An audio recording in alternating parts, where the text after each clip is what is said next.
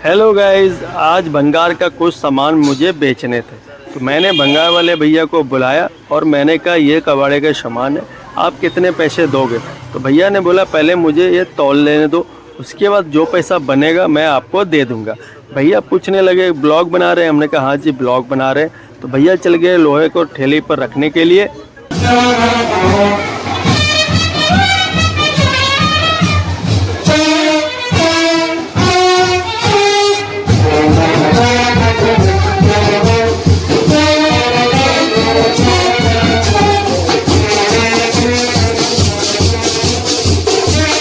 आज सटे जानी थी काज बटन पे, फुल मस्ती हो रही है, लाइट चली गई है। तो ये जो इरफान है ये अपना हैंडशुप दिखा रहा है, पता नहीं आज क्या मूड में है ये।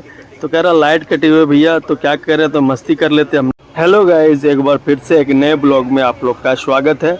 कुछ सामान मुझे कबाड़े का बेचना था, तो कबाड़े वाले भैया यहाँ पे मैंने देखा तो मैंने इनको आवाज़ लगाया। कबाड़े वाले भैया मेरी दुकान पे आए, मैंने इनसे पूछा कुछ लोहे का कबाड़ है क्या आप ले लोगे। तो भैया ने बोला पहले मुझे आप दिखाओ कितना है। हमने कहा मैंने शटर बनवाया था कुछ दिन पहले, उसका कबाड़ है, आप ले लोगे तो बताओ। कह रहा हाँ मैं ले लूँगा, इसी काम के लिए हूँ।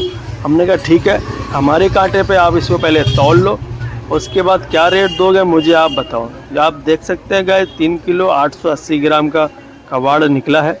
अब इसका पैसा क्या बनता है अब यही बताएंगे। हम रोज़ रोज़ तो कबाड़ बेचते नहीं, तो जो मुझे आइडिया होगा कि कबाड़ क्या भाव बिकती है। भैया को मैंने बोला जो भाव आप खरीद रहे हो वही भाव लगाना, कम नहीं लगाना। भैया ने बोला कोई बात नहीं भैया, जो भाव हम इस समय खरीद रहे हैं वही भाव लगाएंगे और उतना ही पैसा देंगे, कम नहीं देंगे। तो कबाड़ वाला भैया जो कबाड़ उठा करके ठेले पे चले गए रखने के लिए, अभी तक वो मुझे पैसे दिए नहीं है। तो मैं भैया को बोलता हूँ पैसे कितने हुए मुझे आप दे दें। तो भैया आ गए हमारी दुकान पे कबाड़ अपने ठेले पे रख करके। अब इन्होंने पर्स निकाल लिए हैं। अब देखते गाइस इतना कबाड़ का मुझे कितने पैसे मिलेंगे। आप लोग भी गाइस देखेंगे कितने पैसे मुझे कबाड़ के मिल रहे हैं। मुझे कबाड़ वाले भैया ने 100 रुपीज़ दिए हैं, बोल रहे हैं आपको मैंने जो 100 रुपीज़ दिए इसके वैल्यू इतना ही है और आप ट्राई कर लेना, अगर कोई ज़्यादा दे तो हमें ज़रूर बताना।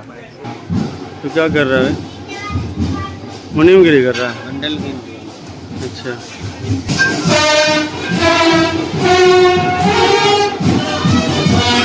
519 पीस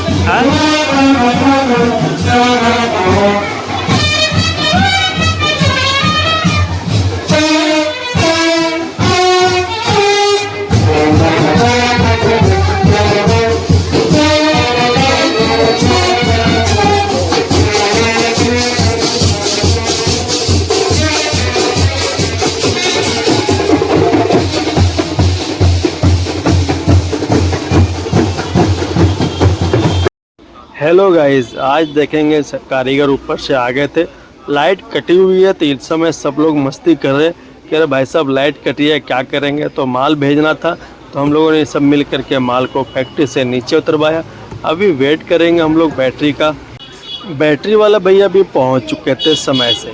अच्छा हुआ सब लोग नीचे ही खड़ा है, सब लोग मिल के माल को लोड कर दिया बैटरी में।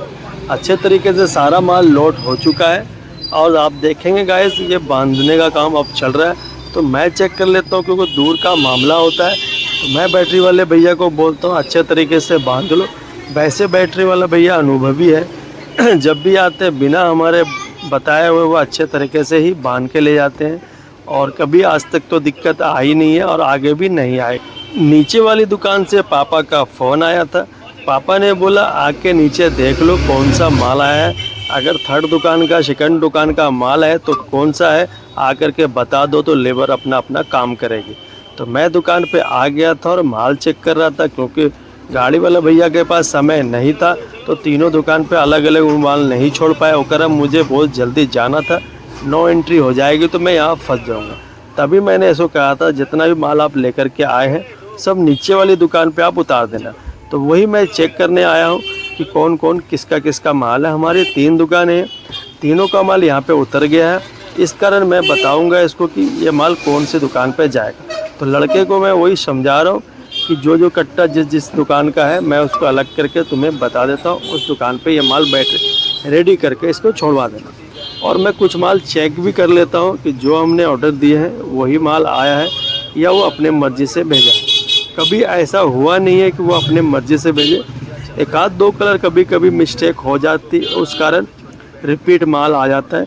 मैं सारा थैला चेक कर रहा हूँ कि ऑर्डर जो जो जिसका है उस दुकान पे चला जाए।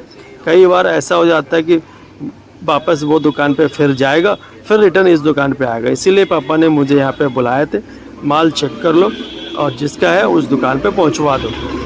फिर वो रेडी वाला भैया आएगा, वो माल को छोड़ देगा।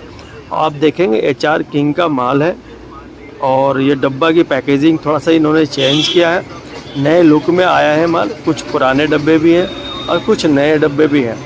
नए डब्बे थोड़ा यूनिक दिख रहे हैं और अच्छे भी हैं। और जो आप ये थैला देखेंगे गाइस, ये थैला जिस लोगों को नज़र पड़ेगी इससे पहले ये बुकिंग कर देंगे और ये लोग ख़रीद लेते हैं, बड़े काम आते हैं ये थैले।